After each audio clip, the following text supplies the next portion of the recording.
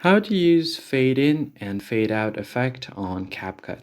What is up everybody? Today I'm going to show you guys a quick and easy way to use the fade in and fade out effect on CapCut.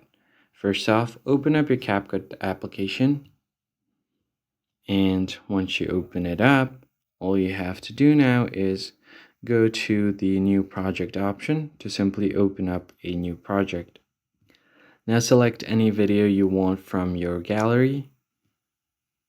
So here I have imported a short video from my gallery. So what I'm going to do here is apply the fade in effect.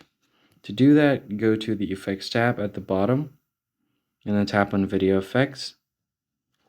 Now simply search for fade in.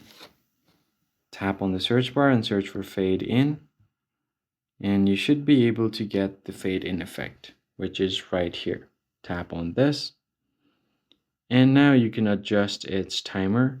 So you can adjust the speed of the fade in effect or how slow you want it to be. So if I just move the slider all the way to the left side, the fade in effect will be slowed down.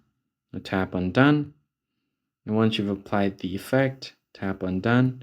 You could adjust the duration of the fade in effect as well.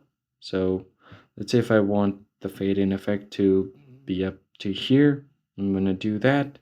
And I'm going to do the same thing for the fade out effect. Tap on video effects again, and then search for fade out.